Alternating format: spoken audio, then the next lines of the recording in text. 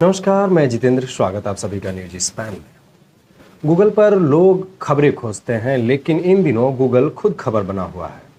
Google में जाति को लेकर विवाद छिड़ा हुआ है और इस विवाद से अमेरिकी टेक कंपनियों में डाइवर्सिटी यानी विविधता का सवाल फिर से सामने आ गया है।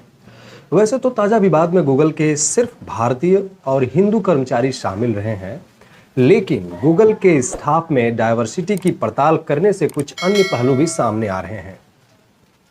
मिसाल के तौर पर यह नजर आता है कि गूगल के स्टाफ में अमेरिका के दो सबसे बड़े अल्पसंख्यक समुदाय अश्वेत और हिस्पैनिक्स यानी लैटिनो की संख्या उनकी आबादी की तुलना में काफ़ी कम है।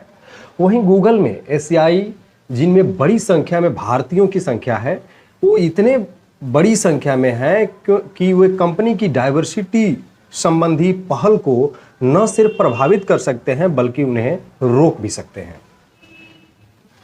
तो क्या है गूगल में जातिवाद का विवाद और इसकी जड़ क्या है? आइए इसको भी जान लेते हैं। गूगल में विवाद इस साल के अप्रैल में हुआ और गूगल के कर्मचारियों को विविधता और समाज के बारे में जागरूक करने के लिए दलित एक्टिविस्ट और इक्वलिटी लैब नाम की संस्था की संस्थापक तेनमोई सुंदरराजन को बोलने के लिए आमंत्रित किया गया। ये आयोजन दलित हिस्ट्री मंथ के मौके पर रखा गया था।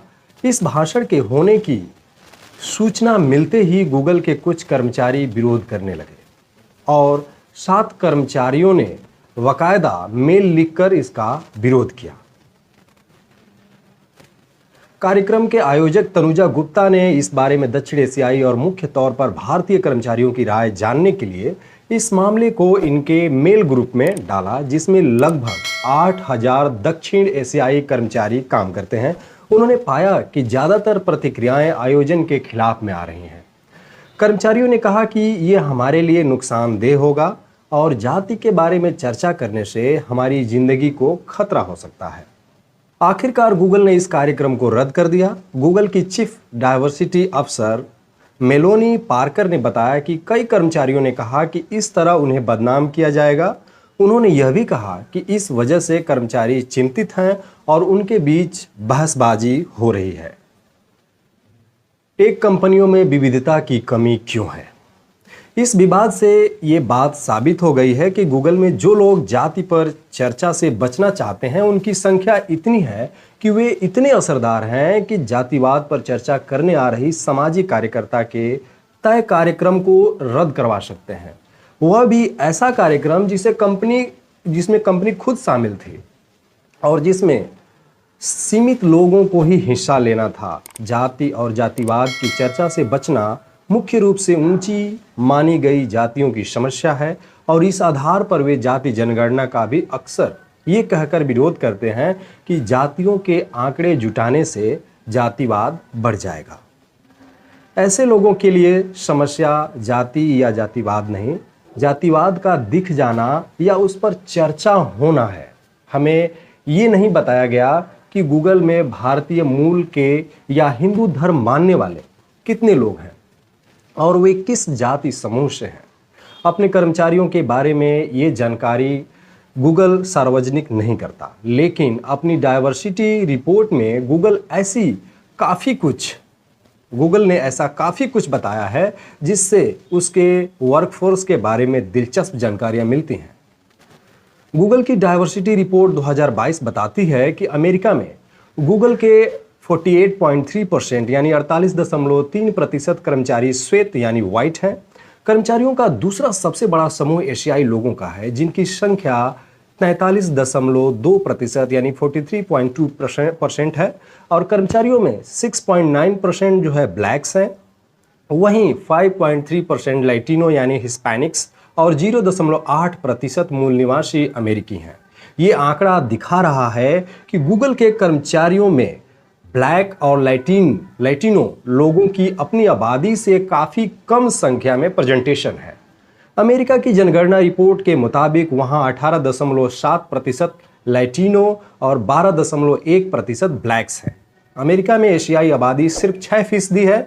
6% आबादी वाले समुदाय का गूगल के 43% से भी ज़्यादा पदों पर होना यानी 7 गुना ज़्यादा हिस्सेदारी होना ये बता रहा है कि गूगल में डायवर्सिटी की स्थिति ठीक नहीं है। क्या दूसरी बड़ी कंपनियों में भी डायवर्सिटी रिपोर्ट आती है या वहां पर भी डायवर्सिटी की कमी है? लेकिन क्या ऐसा सिर्फ गूगल में ही है? दूसरी बड़ी टेक कंपनियां फेसबुक, जिसका नया नाम मेटा है, कि डायवर्सिटी रिपोर्ट के मुताबिक अमेरिका में कंपनियों के 39.1% कर्मचारी श्वेत हैं। यहां भी एशियाई कर्मचारी बहुत ज्यादा यानी 45.7% हैं, जबकि ब्लैक कर्मचारियों की संख्या सिर्फ 4.4% है और उनमें भी ज्यादातर नॉन टेक्निकल पदों पर है। फेसबुक में लैटिनो कर्मचारियों की संख्या केवल 6.5% है। माइक्रोसॉफ्ट की डायवर्सिटी रिपोर्ट बताती है कि इसके अमेरिकी ऑफिसों में सिर्फ 5.7% कर्मचारी ब्लैक जबकि 7% कर्मचारी लैटिनो हैं। माइक्रोसॉफ्ट में 35.4% कर्मचारी एशियाई हैं, जो गूगल और फेसबुक की तुलना में कम है, पर अपनी आबादी से फिर भी 6 गुना ज़्यादा हैं। इंटेल कंपनी में भी ब्लैक और लैटिनो की कर्मचारियों की काफ़ी संख्या कम है। एप्पल कंपनी की डायवर्सिटी रिपोर्ट अपेक्षाकृत संतुलित है, जहां 9.4% ब्लैक्स और 14.8% लैटिनो की संख्या है। डायवर्सिटी के नाम पर अमेरिका में क्या चल रहा है? टेक कंपनियों में एशियाई लोगों की बहुलता और ब्लैक तथा लैटिनो लोगों का कम होना काफी समय से अमेरिका में चर्चा में है। इस असंतुलन को वहां के अल्पसंख्यक संगठन काफी समय से देख रहे हैं और विरोध में आवाज उठा रहे हैं। ब्लैक राइट्स एक्टिविस्ट रेवरेंड जेसी जैक्सन ने 1999 में ही इस मुद्दे को उठाया था और उनके इस हस्तक्षेप की काफ़ी चर्चा भी हुई थी। उन्होंने कहा था कि टेक कंपनियां दूसरे देशों से सस्ते कर्मचारी लाकर अमेरिकी अल्पसंख्यकों का हक मार रही है। उन्होंने इस बात पर जोर दिया कि टेक कंपनियां अपनी डायवर्सिटी रिपोर्ट जारी करें। हमें इस आंदोलन के दबाव में 2014 में जाकर गूगल ने अपनी पहली डायवर्सिटी रिपोर्ट जारी की। लंबे समय तक टालने के बाद फेसबुक भी अब डायवर्सिटी रिपोर्ट छापता है। डायवर्सिटी का दबाव इतना है कि माइक्रोसॉफ्ट ने बाकायदा ये वादा किया है कि वह 2025 तक अपनी कंपनी के सीनियर पदों पर ब्लैक्स और लैटिन लोगों की संख्या दोगुनी कर लेगा। सवाल उठता है कि जिस अमेरिका में 60 के दशक से डायवर्सिटी की इतनी बड़ी चर्चा है, वहां टेक कंपनियों में अमेरिकी अल्पसंख्यकों को लेकर इतना असंतुलन कैसे? एशियाई लोगों की वहां इतनी बड़ी संख्या कैसे आई? इसके पीछे एक तर्क ये दिया जा रहा है कि अमेरिका में नस्लवाद को श्वेत और अश्वेत के फ्रेम में देखा जाता है। श्वेत लोगों की संख्या अगर बहुत ज़्यादा नहीं है तो किसी कंपनी या संस्था को विविधतापूर्ण मान लिया जाता है।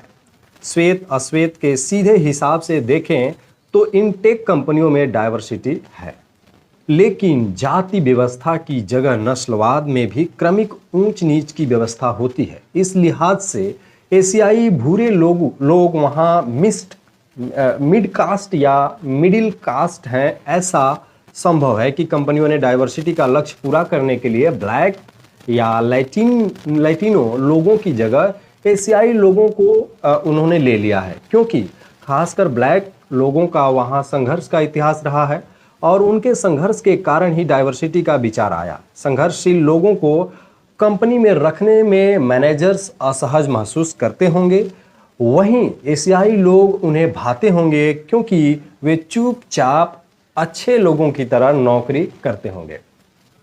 बहुत शुक्रिया, देखते रहिए न्यूज स्पैन।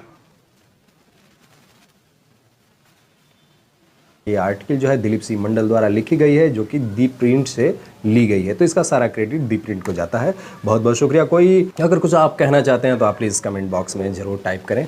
शुक्रिया, देखते रहिए।